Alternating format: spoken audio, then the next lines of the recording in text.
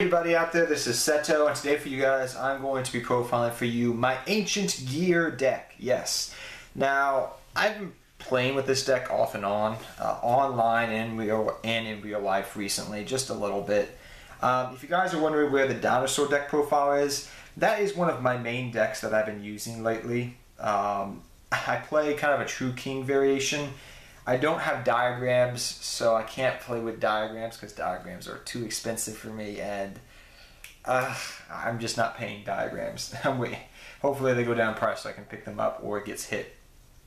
But beside the point, pretty much Ancient Gears are a very decent good deck. I wouldn't say they're a meta-relevant deck, but they're a lot better than they were with the new support compared to the older builds of the deck. But yeah, it's a pretty fun deck. It's a pretty solid deck.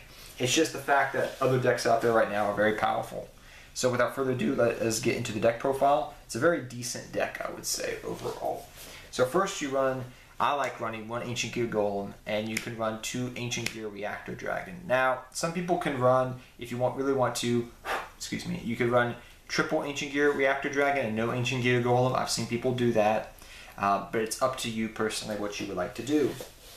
The Ancient Gear Reactor Dragon's effect, pretty much, if you tribute him off, one of his tributes I believe is a gadget monster. He gets to attack twice if it's a gadget, which you do run some gadgets in the deck.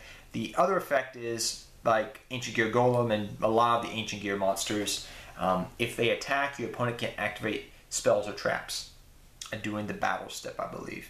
The last effect is, after damage calculation, you can pop one spell or trap card on the field with Ancient Gear Reactor Dragon, which is really nice. Usually you'll pop a field spell if it's a field spell oriented deck. The problem is that doesn't work with diagram. It's not optimal to pop your opponent's diagram.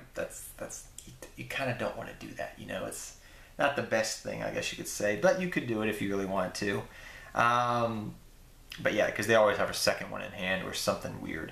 But yeah, an Ancient Gear Golem kind of does piercing damage for the most part in layman's terms. So we run these guys. I've had this Ancient Gear Golem for years.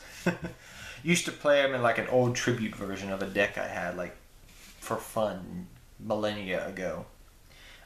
Next we run Ancient Gear Wyvern. This is pretty much your Stratos of the deck. I'm going to read you the other effects though. Pretty much it states, you can only use the effect of Ancient Gear Wyvern once per turn. If this card attacks your opponent's monsters can't activate their effect until the end of the damage step. So pretty much Ancient Gears always revolve around the damage step and battle phase for the most part. So that's the nice part there. The downside of the card is, so it says here, you can add one Ancient Gear card from your deck to your hand, so it's a big Stratos for the deck. Also, you can't set cards for the rest of this turn, which kind of sucks, especially if you want to search out Ancient Gear Reborn. That really sucks. But besides that, it's usually okay. There's definitely ways to get around that. You can set and then use the effect, if I remember correctly. I believe you can do that. So there's ways of getting around it. Next we run two Ancient Gear Hound. This is kind of like polymerization in the deck without running polymerization. A lot of people love running 3 Ancient Gear Hound, and you could easily get away with running 3 Ancient Gear Hound and it would be perfectly okay. But me, I only prefer running 2 Ancient Gear Hound. That's just me. But you could easily run 3. Usually what you mainly go for with Ancient Gear Hound is you go for sometimes Chaos Ancient Giant, but mainly what you go for is another searcher for the deck, Ancient Gear Howitzer. And Howitzer, as I'll read you the effect, pretty much states, unaffected by other card effects. During your main phase, you can inflict 1,000 damage to your opponent. You can use the effect of Ancient Gear Howitzer once per turn. If this card is destroyed by battle and sent to the graveyard, you can special summon one Ancient Gear monster for your deck, ignoring summoning conditions. So if this gets destroyed by battle and sent to the graveyard, you can bring out your Ancient Gear Golem. So you run 3 Howitzers, but this is mainly how you do that. It's a good first turn play, really. So that's mainly what you use your Hound for. You pretty much pay life points, go for poly. It's pretty much your polymerization-esque card of the deck to help go for your fusions to some degree in layman's terms, because they have a lot of different effects they do, but that's mainly what you use it for. Next you have your 2 gold gadget, and your 2 silver gadget. Where's Platinum Gadget now, guys? Where's Platinum? We need Platinum Gadget. That'd be awesome if Platinum Gadget came out. But Gold Gadget, you know, these are ways to help go for rank 4 plays in the deck. When Link Summoning comes out, this will definitely be an easy way to help go for different Link monsters. I believe Mrs. Radiant is has 2 Link monsters pointing down to your zones, so I think you could easily use Mrs. Radiant's with this deck. I mean, these are light attributes, so you can't do that, but you should be good. This deck is pretty decent around when Link Summoning comes out as well. But 2 Gold Gadget, 2 Silver Gadget.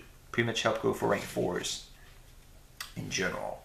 Then we run 2 Ancient Gear Gadget. Now this is kind of like Side Blocker. If you guys know Side Blocker, it's been played in multiple different Pendulum decks throughout this current era. But this is kind of like a Side Blocker. I'm going to read you the card effect, but yeah, because it's a little bit complex for an Ancient Gear. If this card is normal or special summon, you can declare 1 card type, monster, spell, or trap. This turn, if a monster you control attacks your opponent's spell, trap cards, or monster effects, whichever is declared, can't be activated until the end of the damage step. Once per turn, you can declare 1 gadget type monster's card name. Until the end phase, this card becomes that name, which is okay. So pretty much it's like a Side Blocker, okay, for Ancient Gears, which is nice. It also has a 2000 defense, so if you get a clunky hand, you can set it. So 2 Ancient Gear Gadgets. Some people like running 1 of, and I may run 1 of, I guess you could say, 1 of, and bump this other card up to 2 of, but more play testing will need to be done. I've been playing the deck for about 2-3 weeks now, off and on, so yeah. Next 1 of card we run is 1 Ancient Gear Box. This is another way to add cards to your hand.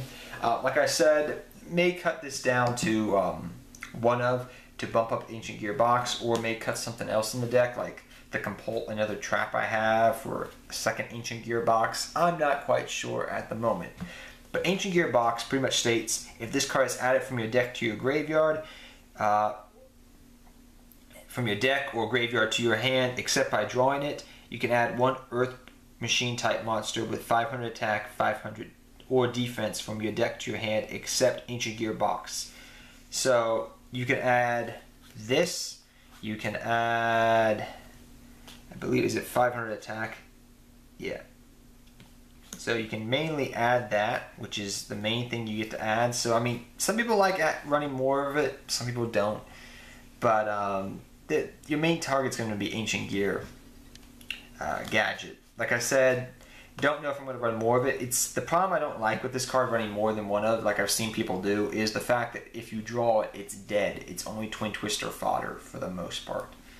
So yeah, I like it because it's nice. It can help thin your deck out, but I'm a fan of just running 1 of, really. But yeah, just checking something here quickly. Next up, we run Max C as a 1 of in the deck. It's very good to have 1 Max C in the deck. It's a pretty good card. You could run Ghost Ogre or the new hand trap card, which the name, I forget the TCG name off the top of my head. I know the OCG name, but pretty much Ghost Ogre, any other hand traps you want to. But I'm just liking the Earth for Machina because it's an Earth, so it can work well with the deck to some degree. 1 card I have been testing out in the deck, I know people have been suggesting to me, but I haven't fully committed to it because I don't find the synergy with it, is Lithosagum, the True Draco. You could easily run Lithosagum in this deck, but yeah, kind of 50-50 about it. It works well in the deck, but you don't get any benefits really from sending your things to the graveyard necessarily, for the most part. I mean, kind of 50-50 on it.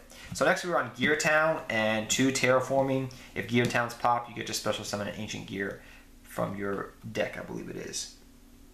Monster from your hand, deck, or graveyard, which is really nice. So they made it a lot easier for Gear Town to be popped nowadays. And we run 2 Terraforming because Gear Town is really essential to the deck.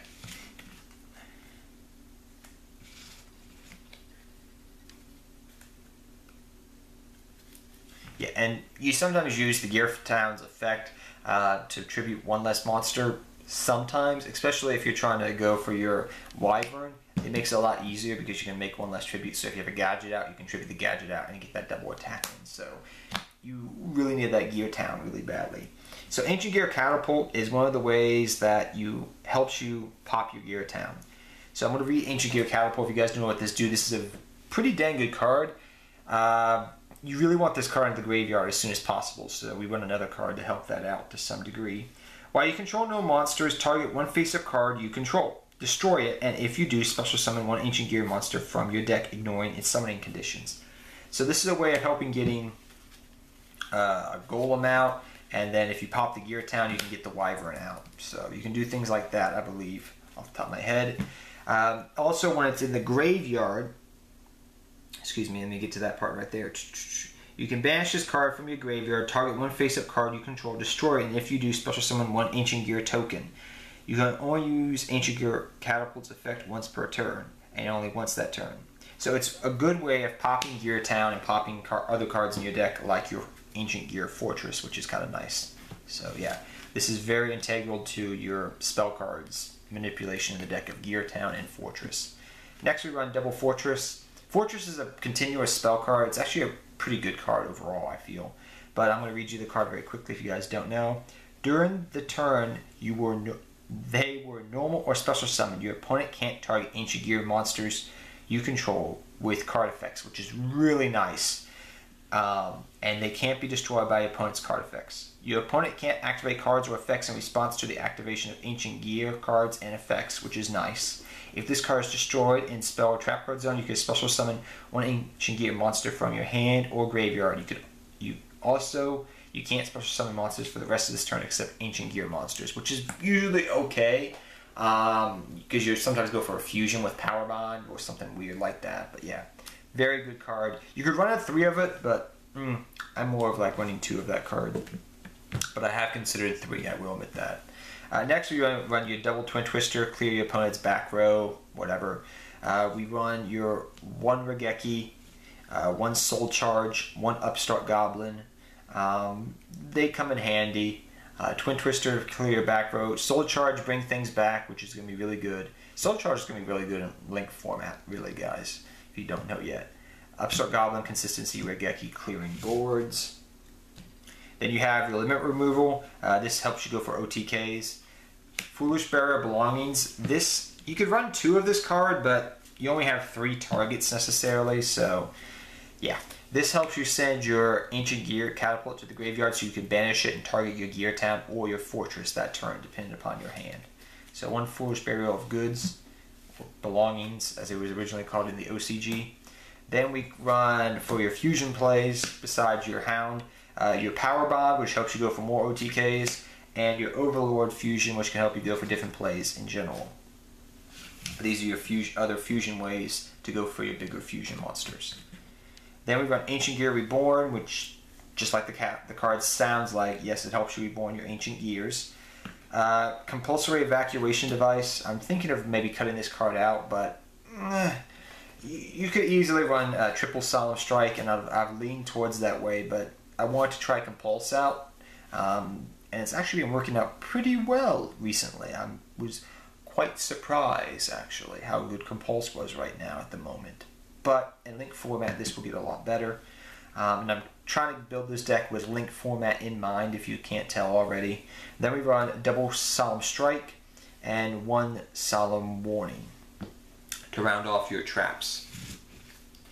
Now on to the extra deck. Let's get into that. 1 Ultimate Ancient Gear Golem. This card's really fun if you can go for it. Especially if you can go for it with Power Bond. It does require Ancient Gear Golem and 2 other Ancient Gear monsters. So it's very hard to go for, but if you can go for it, it's amazing. The one you usually go for more than this is Chaos Ancient Gear Giant. You don't need to have this card. If you don't have it, you don't need to run it. Ancient Gear Giant is the one you go for more often. It's a very powerful card.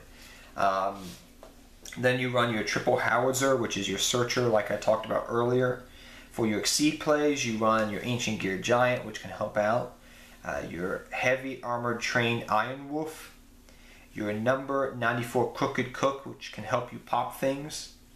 Castell, good card. Your number 82 Heartland Drago, attack directly for game. Daigusto Emerald to help recycle things, which is always good to have. Tornado Dragon, which is nice. The Utopia package. And an Ancient Gear token, just because, in case you need it. Which is really nice. So that is the deck profile, guys. I know I went through that extra deck pretty quickly, but my battery looks very close to dying here. So I wanted to hurry up. But I hope you guys all enjoy this deck profile. I'm still learning the deck. As you can tell, I have to read a lot of the card effects. I haven't memorized everything yet. I know how it works when I'm playing, but trying to explain it, I'm not on that level yet. But I know a lot of you guys have been asking for a deck profile, so that's why I'm trying to do it for you guys. But till next time, guys, take care. Have fun dueling. Good luck dueling. I hope you guys all enjoyed this deck profile. Go Dr. Crowler from GX. Love that man. Fun fact here, as I end this video here, when I was a kid and I was watching GX, I was about 14, 15 years old at the time. I actually saw Crowler's pictures before I saw Dr. Crowler. And I thought Dr. Crowler was actually a woman for like a couple episodes until it finally clicked that he was a man. And I was like, oh my gosh, I did not know that. I thought he was a woman. But that was way back in the day. That was like back doing GOAT format and Warrior Toolbox days, back when GX was on TV. But yeah, till next time, guys, take care, have fun dueling, good luck dueling, and I'll see you guys next time. Take care, everybody. Hope you guys enjoyed this Ancient Gear deck profile.